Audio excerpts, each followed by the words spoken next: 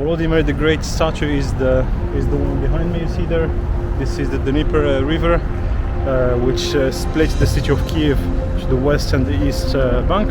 We don't want to continue to be tied to our past, but now we want to turn our faces to the west. That's the idea here. So if you know where I can find sweet potatoes, drop me a comment in the comment section below the video, and I would go to check it out. I mean, I can see a window there, like it's broken. They're putting plastics to cover the whole of the window. There we have exclusive access to the trunk of a ladder. Let's see if we can get close. Hopefully the owner is fine recording this. Look at this. Check out the simplicity of the design. Memorial site in honor of the heavenly 100 heroes, I think they are talking about. Last week this street was used by the firefighters. They had like even some little stands where the kids could play. This week I could read the marathon, so maybe this weekend they will run a marathon here.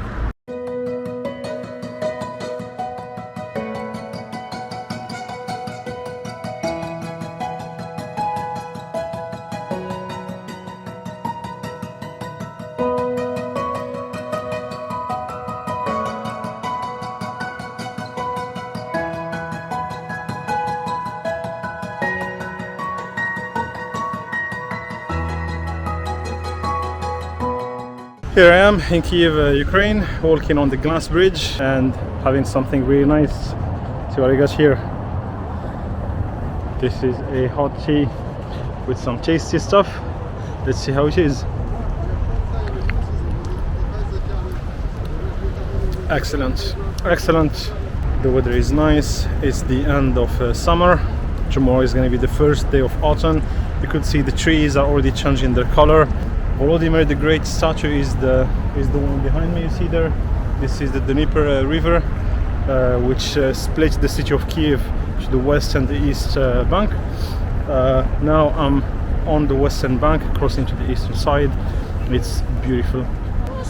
Now I'm still on the western bank, going to the Arch of the People Friendship, if my memories are correct. A beautiful big Soviet Union monument. I'll show you that later.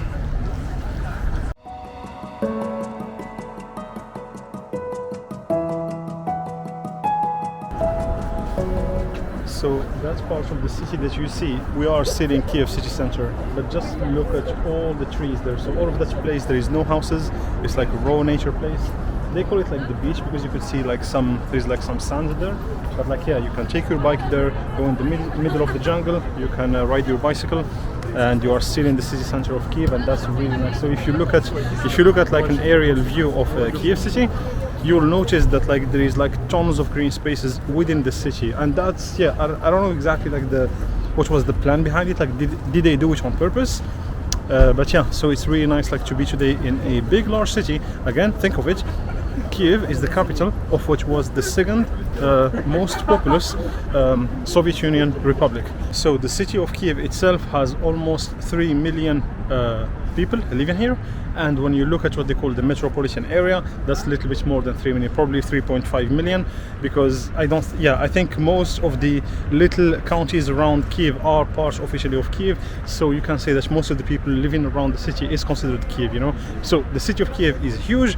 It's the 7th most populous city of all of Europe, and here we arrived to the monument I was talking about. I think it's called the Monument of People of Friendship, something like this. The two black statues here is you could see two men holding like kind of belt. One of them is Russian, the other one is Ukrainian, which is huge, like most of, as you could see.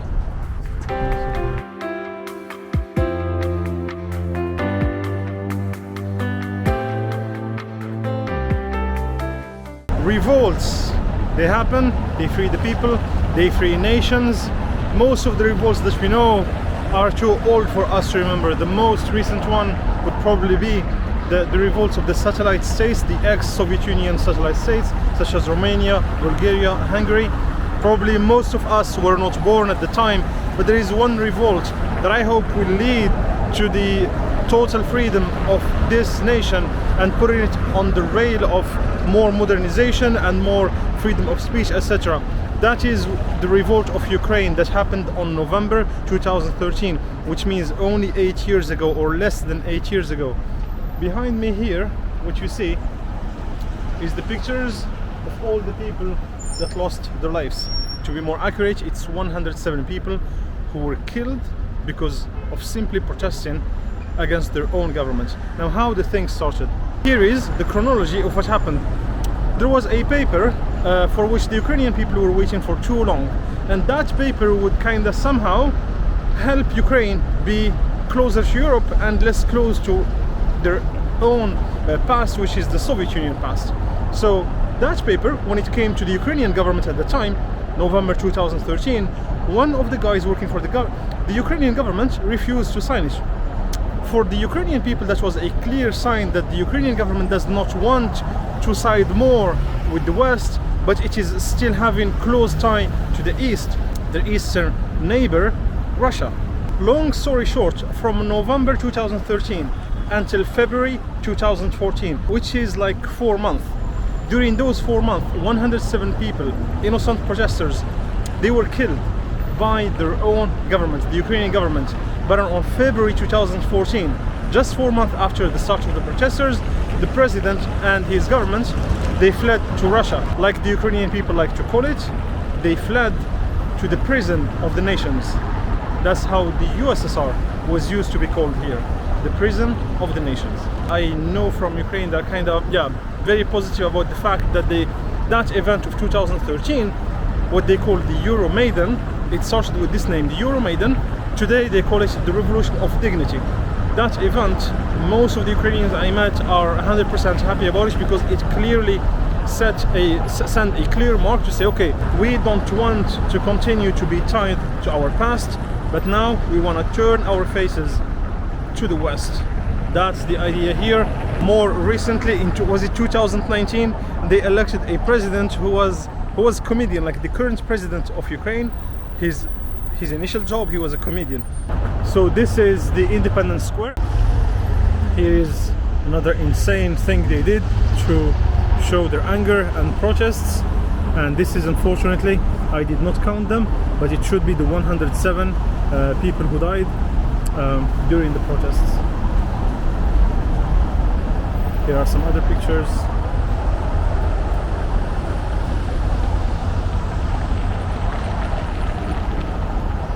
And here they explain in detail what happened. The insane part is that the government at the time, they went, I think it was in January, they went in the street and they shot 40 people, their own citizens. They shot them dead, and that didn't help calm anything. It just made it worse for them. And after the election, Ukraine chose the European trajectory of development. It has become an associated member of the European Union. Ukrainian citizens received permission to enter the EU without visa as a result of creation of a free trade zone with the EU. The exchange of resources with European countries started to increase. Strategically, the country turned its back to its own past, to the prison of nations, as USSR used to be called, and turned its face toward the civilized countries by initiating the decolonization process.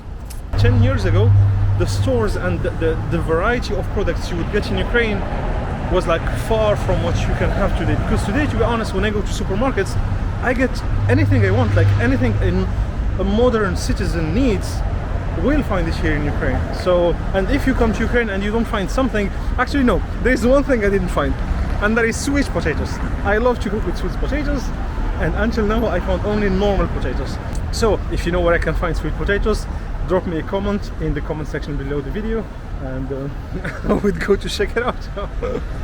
So in case you haven't seen the red light for you as pedestrian, you'll see it on the road just before you cross.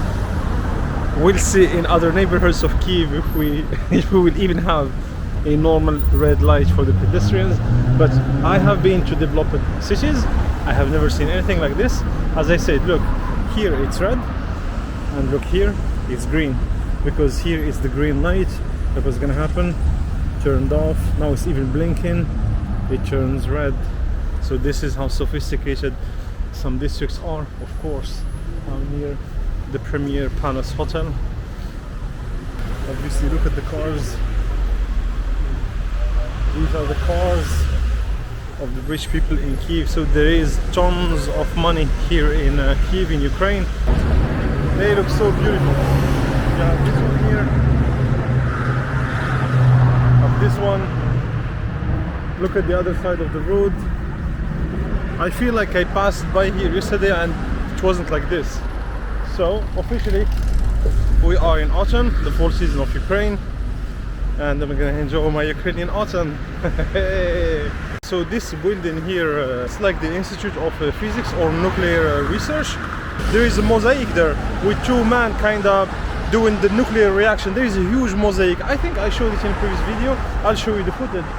I think here they are doing some researches. So if this is a nuclear research center, I mean, I can see a window there, like it's broken. They're putting plastics to cover the whole of the window.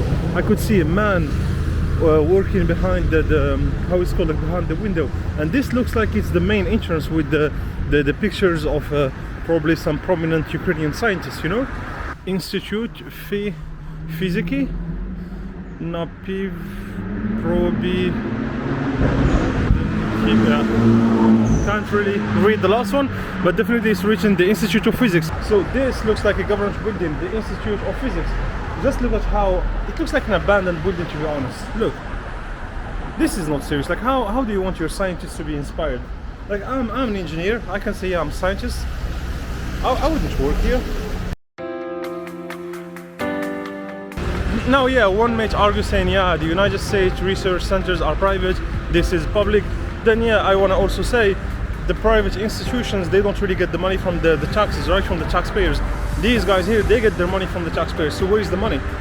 Did they really get it from the government, the money? Or maybe they got it and they didn't spend it as it should? So, yeah, we can continue playing this game of arguments, but long story short, here is a building. You know, we know that the Ukrainians are kind of top class. You know, we know that the Ukrainians are a high level quality scientists and researchers. But here is the buildings that the government is proposing to them to do the researches and give the best of their work. Here is another building. I can read from far in Cyrillic. There is an Institute Fiziki. Okay, just look at how it is. Look at the tiles falling apart. I can see from the window some electronic devices. Let me show you. Multi-read, BTC. You can see some scopes on the other side. They look quite old, to be honest. Not sure if you can see, guys. So this is how your Ukrainian Institute of Physics looks like.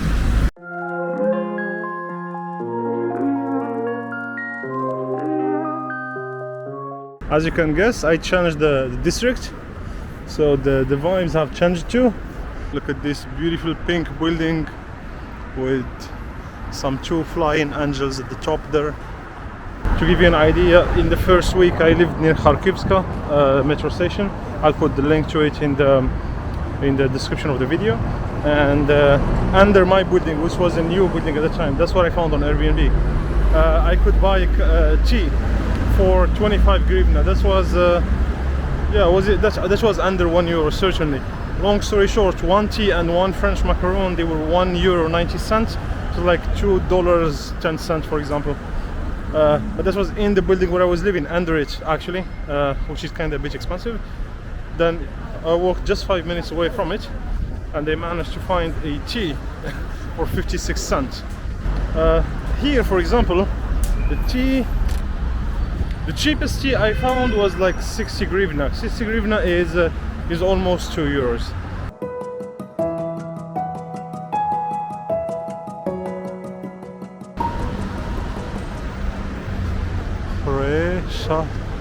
Beautiful Khreshchatyk street. One day I will manage to pronounce this name properly.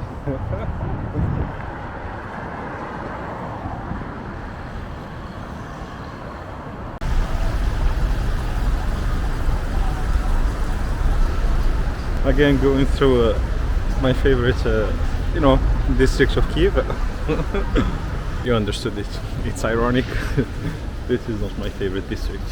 It has Louis Vuitton stores and the things that cost 1,000 euros, anything inside. This is my favorite stuff. Let me show you. Yes, now we're talking. Look at the beauty. Simple design. No electronics. Ukraine doesn't have money. I don't think. This street. Look, even the Lada is fancy here. Seriously, look at this. Look at the seats are new. Here's my favorite cafe.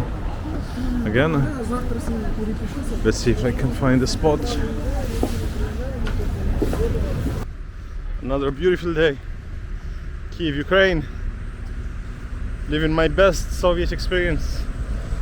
If Ukrainian would hear me saying that Ukraine is Soviet, I was gonna be happy. No more Soviet here. It's the free government of Ukraine now. Free people of Ukraine. Check out this. Today we have exclusive access to the trunk of a Lada. Let's see. Let's see if we can get closer. Hopefully the owner is fine. Recording this. Look at this. Check out the simplicity of the design. It smells food. Check out the beautiful flowers.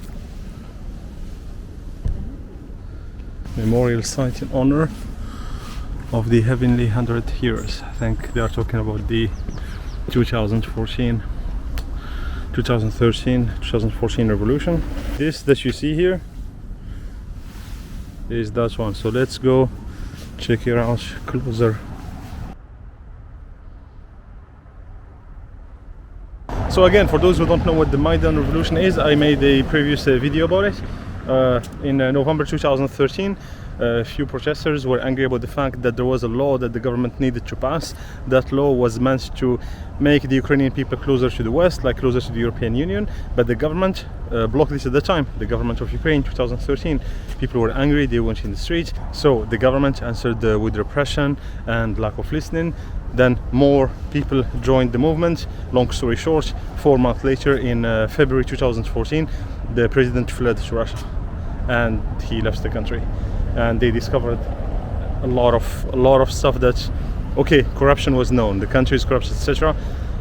One of the crazy things, it was a palace where he was living. It wasn't even known by the people. I'm still learning about it. I'm going there this Sunday.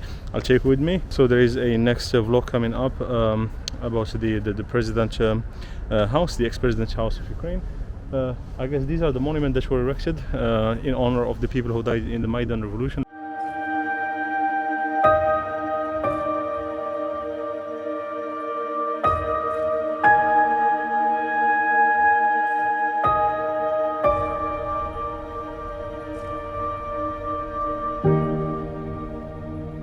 It's crazy, I didn't even know that this memorial here existed. Like I see many memorials about the Maidan Revolution popping up in many places of the street. Last time it was down there, and there is like actually this street here at the end of it.